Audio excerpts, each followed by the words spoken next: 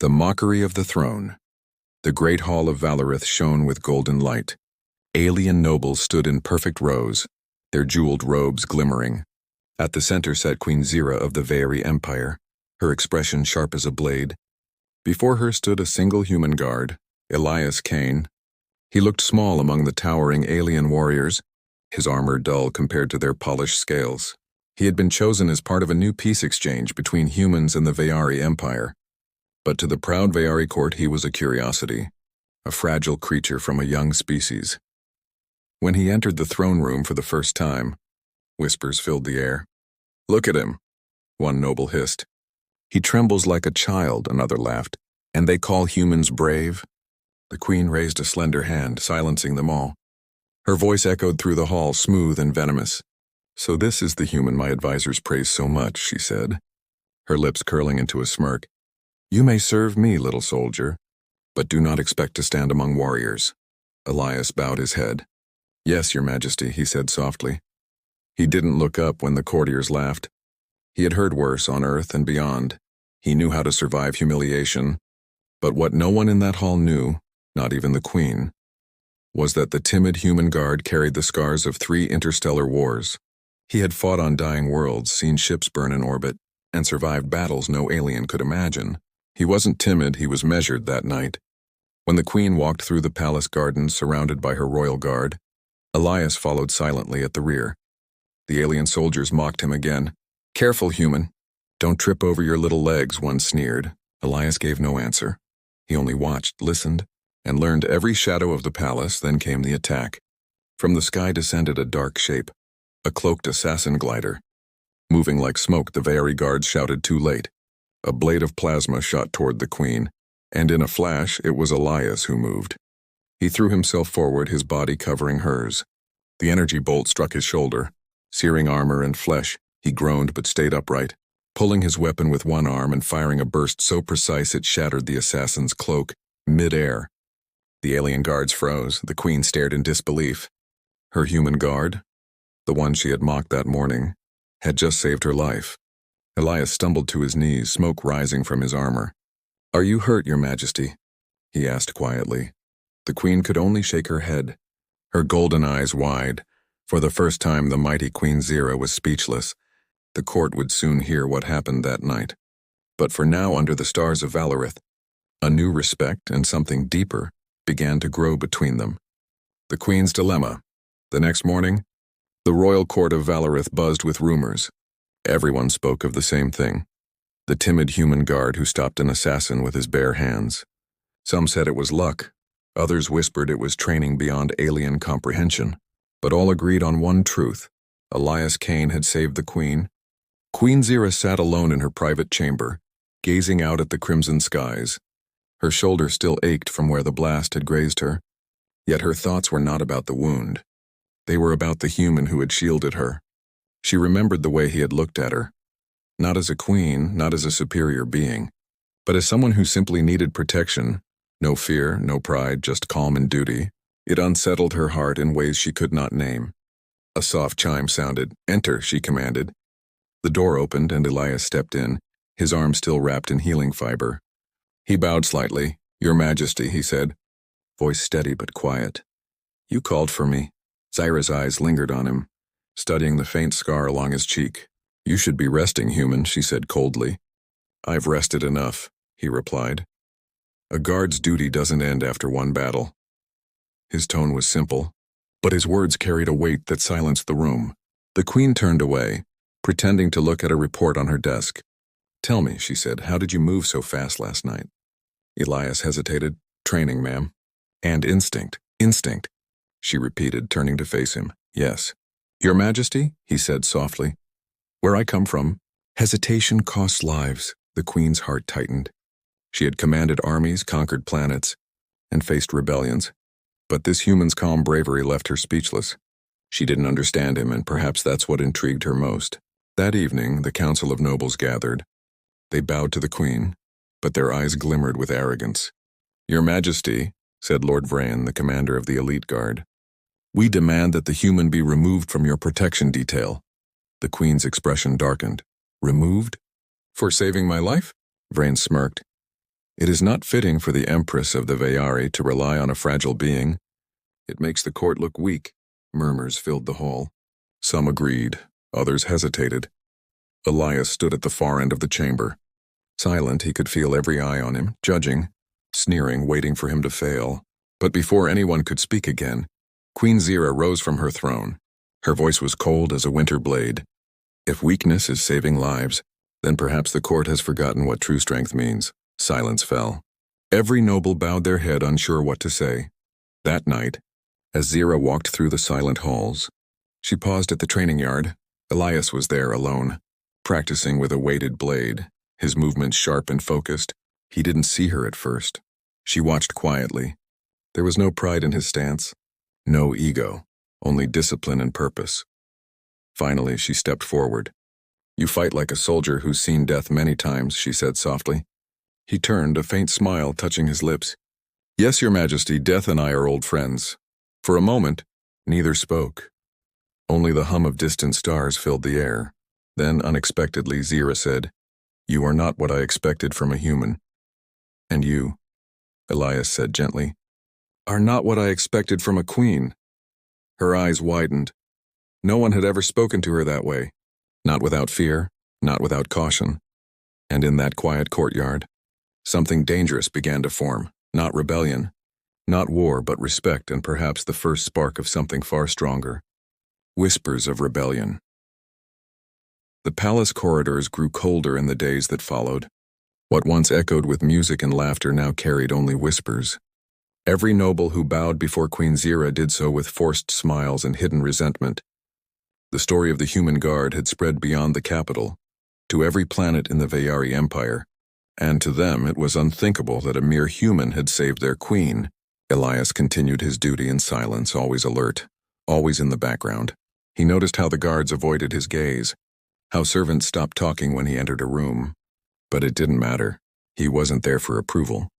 He was there to keep her alive one evening, as the twin moons rose over the crystalline towers of Valarith. Elias stood watch by the balcony outside the queen's chamber. A soft wind brushed his face, carrying the distant hum of the city below. He could hear her voice inside, calm but weary, speaking with her advisor, Lady Ress. "They question your choice, my queen," Ress said, her voice low but urgent. "The nobles are angry. The generals are insulted, and the priests whisper that your favor toward the human is blasphemy." Zira turned sharply, her golden eyes flashing. "Blasphemy? For valuing loyalty and courage?" "Not in our world, Majesty," Ress replied. "In theirs," the queen sighed. Her gaze distant, she didn't say it aloud. But she knew Ress was right. Her empire was built on pride and hierarchy. To them, every species had a place, and humanity's place was far below the throne. But still her heart defied reason. Each time she looked at Elias, she remembered that moment in the garden. The searing light, his arm around her, the warmth of his breath as he shielded her from death itself. It was not weakness that saved her that night. It was something purer. Suddenly, a faint metallic sound broke the silence. Elias moved instantly, his weapon drawn. A small drone hovered outside the balcony rail. Recording, transmitting, spying, he fired a precise shot, shattering it into dust. When he turned, Zira was already standing behind him, her expression dark. "They're watching you," she said softly. "Not me, Majesty," he replied. "They're watching us," her jaw tightened. She knew then that the rebellion wasn't rumor. It was real. Later that night, in the lower halls of the palace, the nobles gathered in secret. Lord Vrain, the same one who demanded Elias's removal, stood at the head of the table, his voice dripped with venom. "The queen's mind is clouded," he said. "She has allowed a human to shame us, to walk among us as equal." Several nodded in agreement. "If she continues like this, the empire will fracture," another hissed. "So what do you propose?" Vrain's eyes gleamed. "The human dies first, quietly, cleanly, before she realizes, and when she mourns him, we take the throne back in the queen's chamber." Elias sat polishing his blade when the door opened. Lady Ress entered quickly, her expression pale. "They're moving tonight," she whispered. "Vrain has men among the palace guard." Elias stood immediately. "Then we move faster," he said. "Wait, what will you do?" she asked. He looked toward the queen's door, his voice steady. "What I was assigned to do, no matter the cost." Moments later, As the torches dimmed and the palace descended into night, Elias stood guard outside the queen's room, his every sense alert, his finger near the trigger. He knew they were coming. He could hear faint footsteps echoing down the marble corridor, then a silence.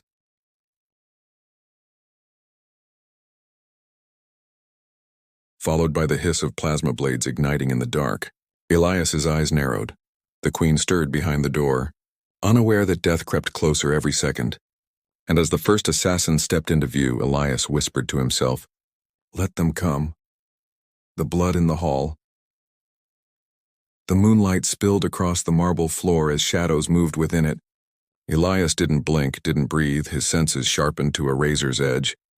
3 assassins crept from the corners of the corridor, their movements silent as vapor, their eyes burning violet through the dark. Each bore the insignia of the Vayari High Guard. They weren't outsiders, they were her own soldiers. The betrayal ran deeper than anyone dared to imagine. The first assassin lunged forward, his plasma dagger humming through the air. Elias sidestepped smoothly, catching the man's wrist, twisting, and snapping the blade free. A single motion, clean, precise, trained from years of war. He spun the dagger in his hand and struck the attacker across the throat. The glow faded from the alien's eyes before his body hit the floor. The second came next, roaring in fury. His weapon a dual-edged glaive. Elias ducked low, letting the energy hum scorch the air above his head. He kicked the alien's knee sideways with brutal force, then slammed his own shoulder into the alien's chest. Armor cracked, another fell. The third hesitated. The human shouldn't have survived the first strike. He stepped backward, fear showing for the first time. Elias advanced, slow, deliberate, eyes cold. "Who sent you?" he asked quietly. The assassin spat. "You think your kind belongs here? You're a disease." Elias's expression didn't change. "Then consider this," an immune response. The sound of the last plasma bolt echoed through the hall, and silence followed. The queen's chamber door swung open at the sound. Queen Zira appeared, clad in a silk gown of silver light, her crown glimmering faintly in the dark. Her eyes widened at the sight before her. 3 of her royal guards. Dead at her feet, Elias stood among them, weapon in hand. Blood streaked down his cheek. "What happened?" she whispered. "They came for you, Majesty," he said quietly. She looked down again, and then up, her expression trembling between fury and grief. "These are my men," she said softly. "They were," Elias replied, voice steady. "Now they're traitors." The silence hung heavy. Zira's gaze met his, and for the first time, she saw him not as a guard but as a soldier, forged by endless survival. She could see it in his eyes, the storms of 100 battles. And though she was queen of an empire, she felt something strange. She felt safe. Moments later, alarms rang through the palace. The council had discovered the bodies by morning. The hall of judgment was filled with nobles shouting for blood. "The human killed royal guards," one cried. "He has defiled sacred ground," yelled another. Elias stood before them, silent, his hands bound. Queen Zira sat high upon her throne, her face calm, unreadable. "Explain yourself," Lord Vrain demanded, stepping forward. "I did my duty," Elias said. "Your duty?" Vrain snarled. "You murdered your own allies." "They tried to murder your queen," Elias answered quietly. "That makes them my enemies." The hall erupted in chaos, voices rising, accusations flying. Then Zira rose slowly from her throne, and the room fell silent. Her voice carried across the chamber, sharp and unwavering. "You call him a murderer," she said. "But I call him loyal." Murmurs rippled through the court. She continued. "He fought alone while the rest of you plotted in shadows. He shed blood to protect me when others spilled it to destroy me." Her eyes locked on Vrain. "Tell me, Lord Commander, where were you when the assassins breached the royal wing?" Vrain hesitated, his face turning pale. "You cannot—" "I can," Zira cut him off. "And I will." She turned to her guards. "Release the human," she ordered. Elias's bindings fell to the ground. The queen stepped down from her throne and faced him before the entire court. Her voice softened. "You have served beyond duty, Elias Kane, and for that I owe you more than gratitude." The nobles gasped. Never before had their queen spoken such words to a human. Vrain's hands shook with rage. He turned and stormed out, his eyes burning with vengeance. And though the court dispersed with forced obedience, the queen knew the danger wasn't over. This was only the beginning, because power, once challenged, never forgives. That night, As stars lit the sky, Zyra stood by her balcony. Elias stood a few steps behind her. "You shouldn't have defended me before them," he said quietly. "They already hate me enough." She turned slightly. Her voice soft but firm. "Let them hate you," she said. "They fear what they don't understand. And perhaps it's time they feared something real." Elias looked at her then. Truly looked.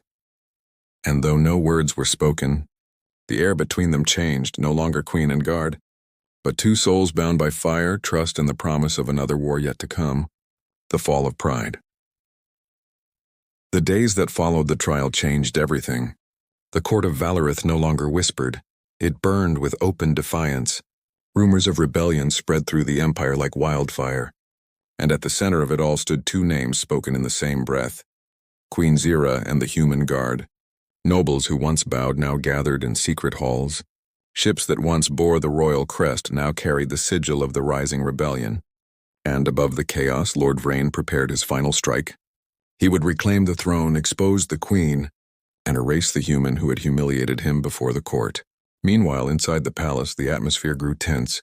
Every corridor, every shadow, felt like it watched them. Elias barely slept. His instincts screamed that something terrible was coming, and he wasn't wrong. One evening, as thunder rolled across the alien skyline, Zyra stood in her war chamber. Holographic maps shimmered before her, fleets, armies, and sectors flashing red. "Half the outer colonies have turned," said Lady Ress, her voice trembling.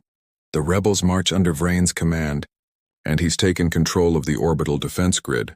Zyra's hand clenched on the edge of the table, her knuckles white. "So he dares raise his hand against the throne," she said, voice low but shaking with fury. Elias stepped forward, standing beside her. "Majesty," he said calmly, "you can still end this before the blood reaches the capital." Her golden eyes met his. "And how would you stop a rebellion that spans the stars, human?" He paused for a moment, then said quietly, "By cutting off its head before it grows another." The queen looked at him for a long time, searching his expression. Then she nodded slowly. "You mean to kill Vrain yourself?" "I mean to protect you myself," Elias replied. "The rest is a bonus." That night the storm finally broke. Lightning split the sky as the palace trembled under the first blast from Vrain's warships. Explosions lit the horizon. The rebellion had reached the capital. The guards ran to defend the gates, but inside chaos already reigned. Rebel infiltrators had slipped through hidden tunnels. Flooding the lower halls, Elias moved fast, cutting through waves of soldiers. His movements precise, efficient, unstoppable. He wasn't fighting for duty anymore. He was fighting for her. In the throne room, Queen Zyra stood surrounded by her loyalists. Her crown was gone, her robe replaced by battle armor, black and gold, forged in the fires of the Veiri Forge worlds. When the doors burst open and Vrain entered flanked by his soldiers, she didn't flinch. "Traitor," she hissed. He smirked. "You forgot who made you queen, Zyra, and now you bow to a human." Elias appeared behind him, blood-streaked and silent, his weapon raised. "Funny," Elias said. "You talk too much for someone who's already lost." The battle that followed would be remembered for centuries. Blades clashed. Plasma bolts flashed like shooting stars. Elias and Vrain met in the center of the throne room, soldier against soldier. Fury against calm, Vrain's strikes were wild with hatred. Elias's counters were quiet, surgical, precise, and when it ended in silence. The human's blade pierced the alien's chest. Vrain's expression froze, disbelief in his eyes, then he fell, the rebellion's voice falling with him. When dawn came, the capital lay scarred but standing. Smoke rose from the lower city. The queen stood on the balcony overlooking the ruins. Her people gathered below, waiting, watching. At her side stood Elias, his armor cracked, his face tired but unbroken. She raised her voice so all could hear. "Last night, we faced betrayal from within," she said. "But we stand today because one among us, and one whom many mocked, proved that honor has no species. Courage no bloodline." Her gaze turned toward Elias. "He fought not for crown or empire, but for what was right. And that is the strength I choose to rule with." The crowd was silent for a long moment. Then slowly, one by one, they began to bow. Not to her throne, but to the unity standing beside her. Later, in the quiet after the storm, Zyra stood alone in the garden. Elias approached, his movements careful. "You gave them hope," he said softly. She smiled faintly. "No, we did. She looked at him then, her voice dropping. When I first saw you, I thought you were weak, timid, beneath me. Elias tilted his head slightly. And now? Her eyes softened. Now I know I was the one who didn't understand strength. They stood there as the light of twin suns rose across the city.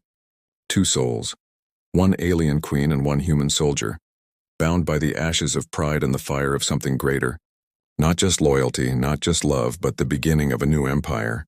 One built not on fear or bloodline, but on respect, courage, and the fall of pride.